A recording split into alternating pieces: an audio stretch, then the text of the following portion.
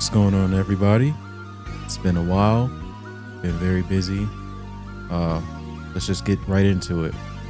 My opinions so far that a week has passed since Guilty Gear Strive 2.0 has launched. Let's get into it.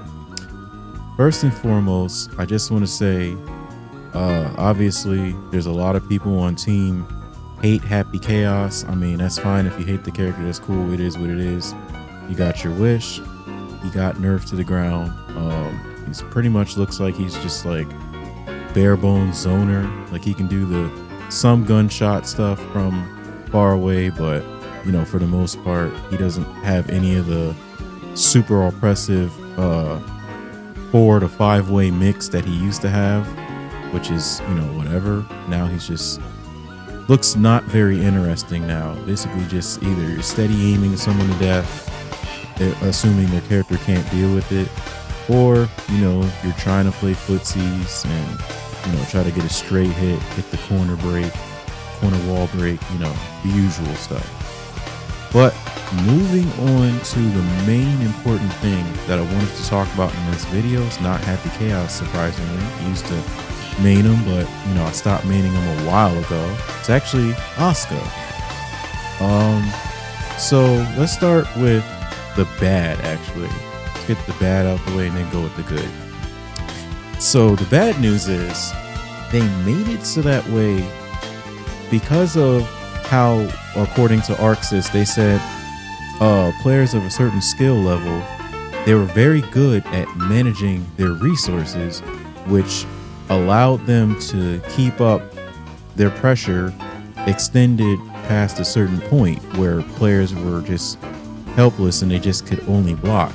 So as a result, you know, they go down the list and say things like they increase the cost of mana for casting spells. All right, whatever, because they did say that Happy Chaos and Asuka were both being reworked. So I wondered when they said that, what exactly did they mean? Well, according to Arxis, at least on the Asuka side, they made it so that way not only do spells cost more, which is whatever, he only has 1 mana charge. You heard that right. He only has 1 now. Before 2.0 came out, he had 3 charges.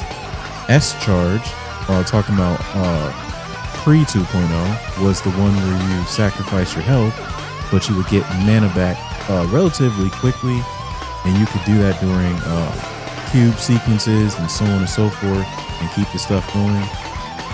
You had the K version, which drained some tension, and then you had the P version, which basically nobody used because, let's just be honest, it is not that good. So nobody really used it, rightfully so.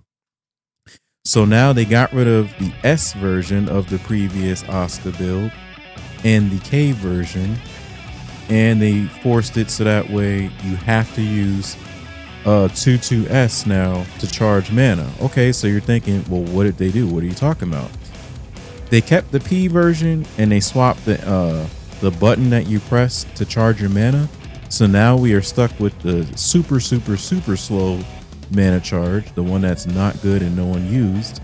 And their intention behind this was they basically just don't want you to have that kind of super pressure anymore, which is like, all right, whatever. So what else did they do to them? Because they said it's a rework, right?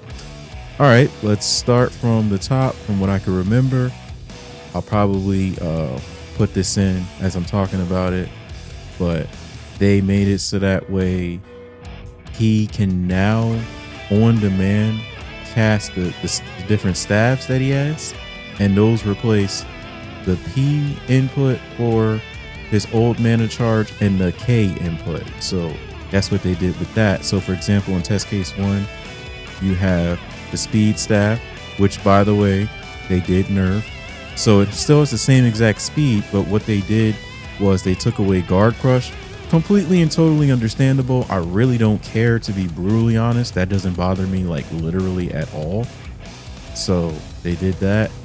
And then they gave slow staff the ability to guard crush, which I'm cool with. I actually don't have any issues at all with that, like whatsoever. That's what I was thinking of before. I was like, well, either take away Guard Crush period from all his staffs or just give it to Slow Staff, because nobody used Slow Staff before.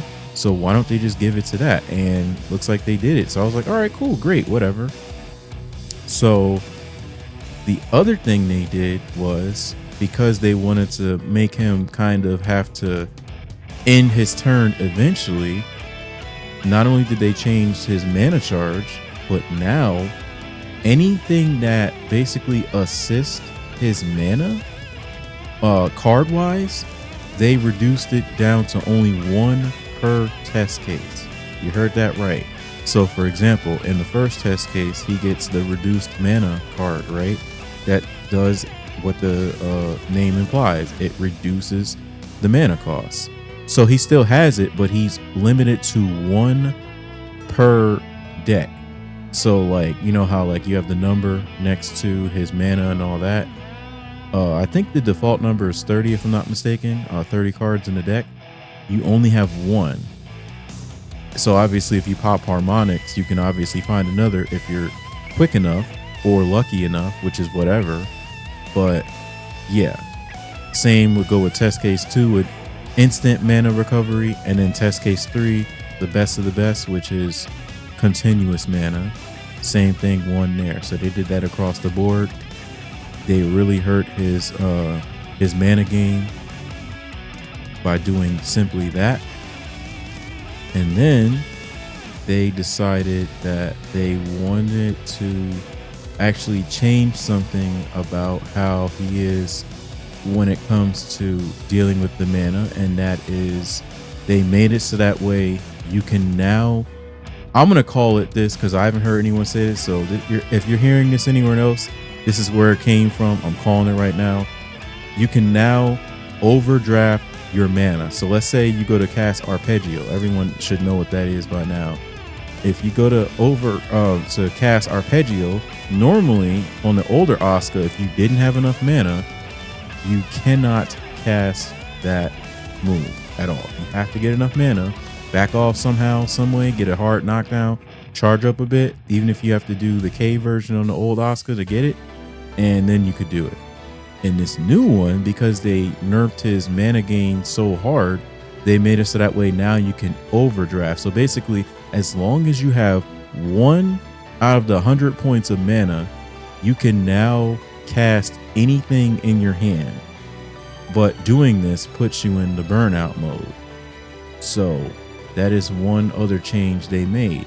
Now, although they nerfed his charge to the P version, which now has 2/2s as the command, like I said before, this means that you can purposefully burn your mana, and then if you have the right setup or whatever, or have the person blocking anyway, you can kind of charge up for a bit. So let's say you had delayed TARDIS Metron, you can basically, you know, get almost half of it back if you do the setup properly.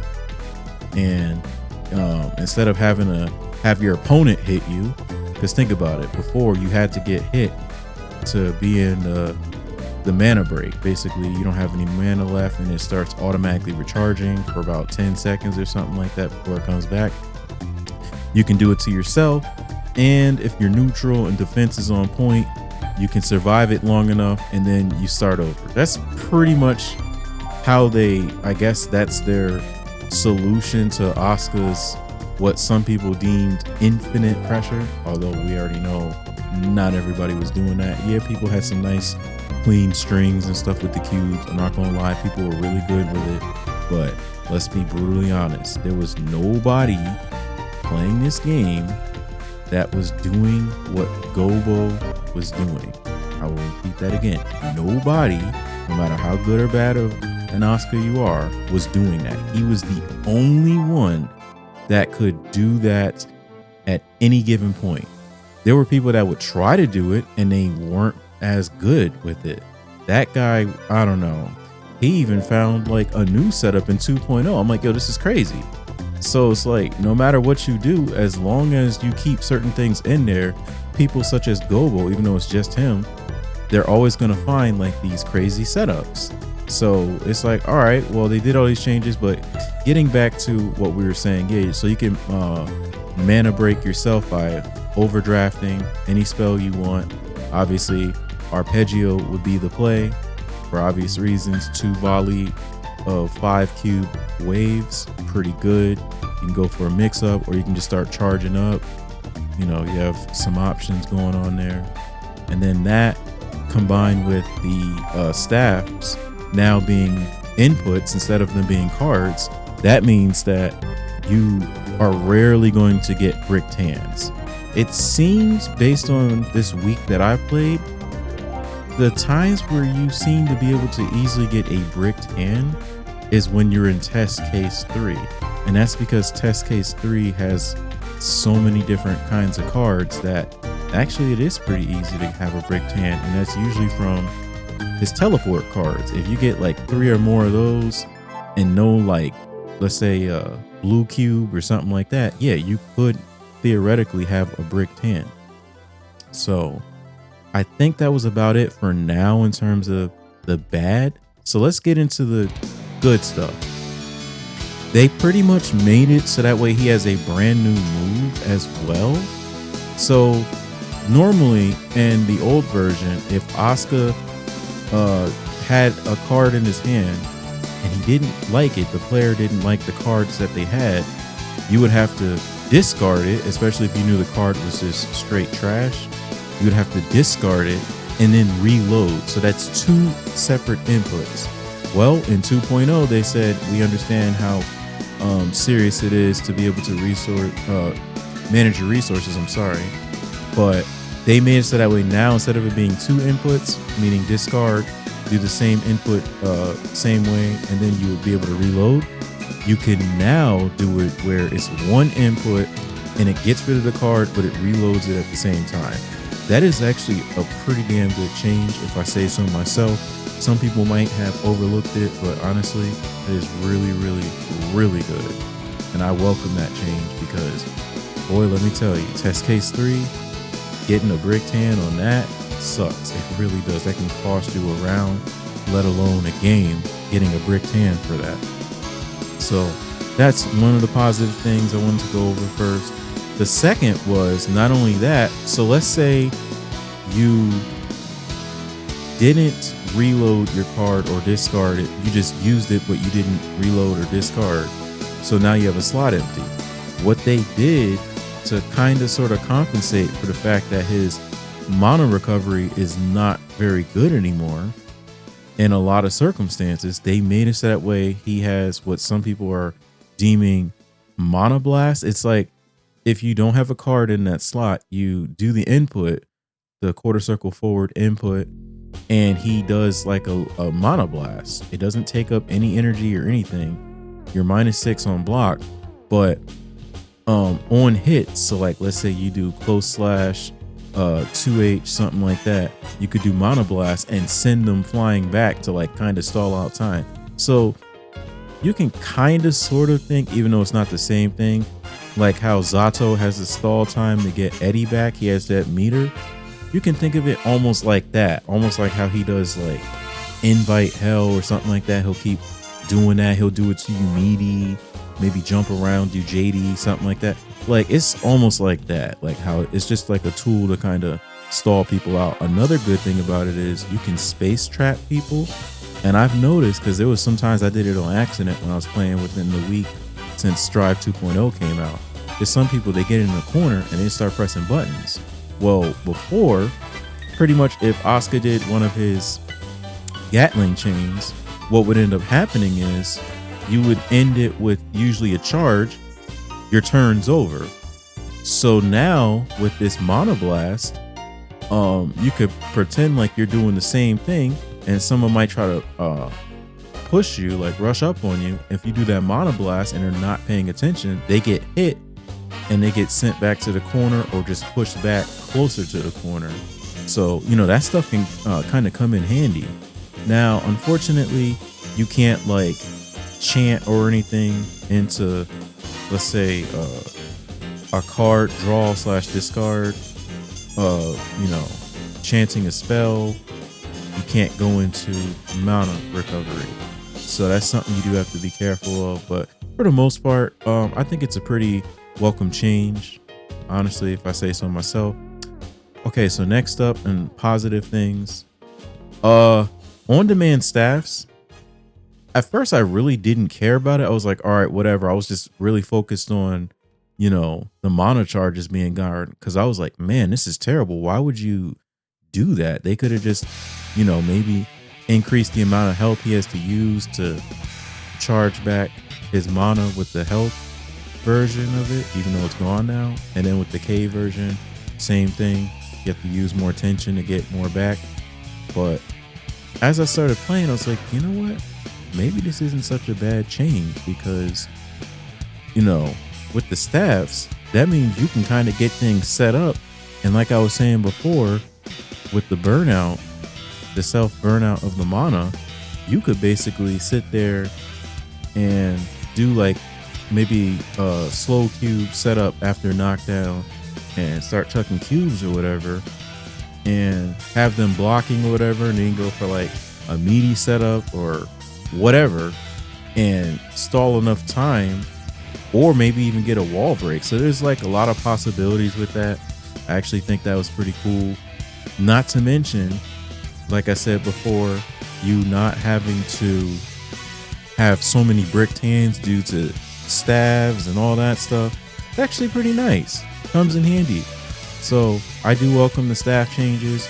It allows him to actually have very, very, very different combos that, as long as you know the conditions to set the staffs up safely and all that, you always have access to it, albeit you do have to be in the proper test case, which also goes into if you want to do like Gobo's pre-patch setup, you'd pretty much have to have the cards.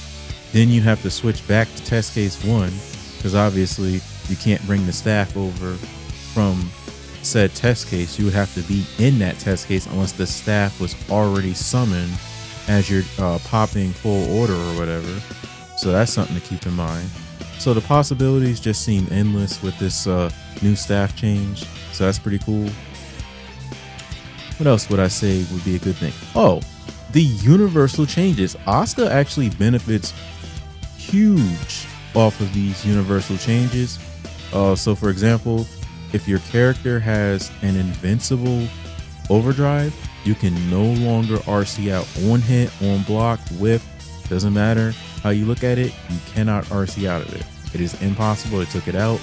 Good riddance, because that was way too powerful in my opinion. So he definitely benefits from it. Another change that was good was everybody in the game shares the same startup for their 2P or whatever their fastest normal is. It's all standardized now at 5 frames. This is actually pretty good, because Asuka had a 5 frame 2P, if I'm not mistaken. He's never had a 4 frame, 3 frame, nothing crazy like that. So that's actually pretty nice. As well as the close S change. They pretty much said they didn't want people to be able to just anti-air people that easily. So they made a new hitbox for the move. Basically how it works, to my understanding, is they made it so that way when you go for that normally like when you would try to anti-air them with the close S, it now doesn't have that hitbox anymore above them. So they added, I guess, something called like a phantom hitbox. So how it works is, if you hit them, everything works as planned, whatever. But if you're not hitting them, so for example, like let's say you're doing a combo, you never have to worry about it because you're doing a combo. But if you're doing it to anti-air someone, it doesn't work anymore. It's incredibly difficult, which is good because characters like Milia come to mind, as well as Slayer. Now, I don't know about you guys, but I have definitely tried to jump around, stall some time, try to get away from this guy, and my screen's shaking. I'm like, man, what's going on? Because I would super jump out the way. Here comes Slayer. S like 5 times until he just gets the hit, gets this crazy combo that just brings you to the wall. There goes 50 to 60% of your life. Can't do that anymore. Thank God. That is an awesome change. Another change that I personally like, because I hate these kind of moves, command grabs. Command grabs no longer have throw invincibility. It's gone. Good riddance. Way too strong. I am actually shocked that they did this. But yeah, so for example, everyone's saying, and I agree with them, Potemkin's not really affected because he can just kata his, he can do it from a bigger distance, so good luck trying to throw that, so completely and totally understandable. However, when it comes to other people like Soul, Nago, Venom, if I'm not mistaken, any of them that, they can't seem to really kata their command grabs, they have to be directly in your face. Oh, this hurts them like the son of a gun because a regular throw is way faster anyway, so you're just gonna get chucked. You try it, if the person's mashing throw and wake up and you're not catching it, they're gonna toss you, there goes all your pressure, you're done. Your turn's over, and now you're defending. So that's another change that I welcome. I thought that was a pretty good change. So yeah, I'm sure there's more things, but overall, for Asuka, in terms of fun, before I gave him a 10 out of 10, because, win or lose, he was just incredibly fun. I loved being able to go through all those sequences with the cubes. I know some people hate it. It is what it is.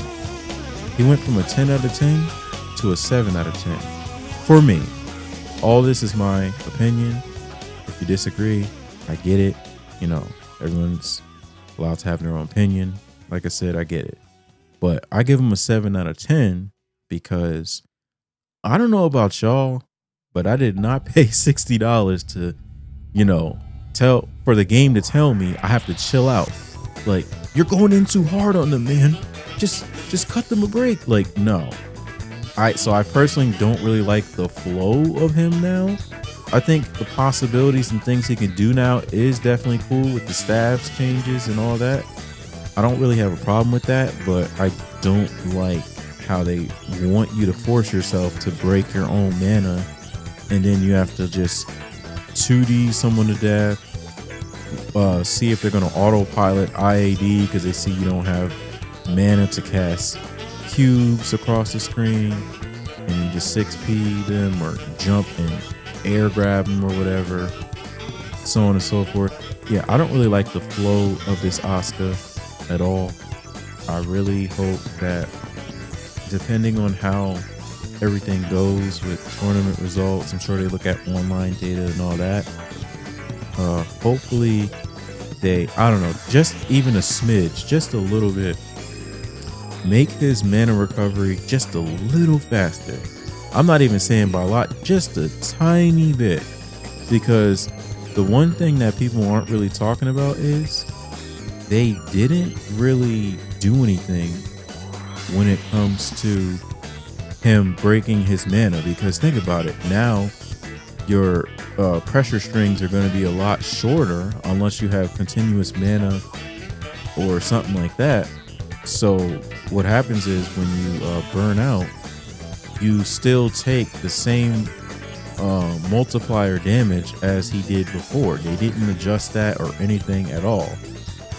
So yeah, I do kind of hope that they increase his mana speed just a little bit. I really do miss that health mana charge because, think about it. If I kept doing that, I'm essentially killing myself. If the person's blocking me successfully, the moment they get a hit and they break my armor, I die. So I was like, oh, So, I mean, it is what it is, but I do feel like the game is headed in a pretty good direction. Although I think they should be careful with how they approach certain things with characters, because I do think that a good balance is definitely important, but I think it's also important to make sure that the character is still very fun. Right now, like I said, I'm watching some stuff from Jack, the best chaos player in the world. Still amazing. But man, this character looks very, very boring right now. I'm just like waiting, like, man, is anyone gonna have any crazy like pressure or something like that? Nope. Very, very dry. It's either you're doing basic high-low stuff, the typical chaos thing when the gun's out, reticles on you, runs up to you and either does 2K or run up 5D. That's pretty much it. I mean, he can still do some BRC mixes, just not the way he used to do it. But yeah. So I don't know. I said I would give it a week. I think I'll keep playing the game, but I'm gonna be cautious just to kind of see when the next patch comes out what exactly they changed, because if they said they wanted to change the power levels, then I don't want that to equal the fun gets taken out of any and all characters, because that's the most important thing, is the fun. The game can be balanced, but that doesn't mean it's fun. Now, I'm not saying this game isn't fun, because I don't think I'd be making the video. I think I would just say, screw it.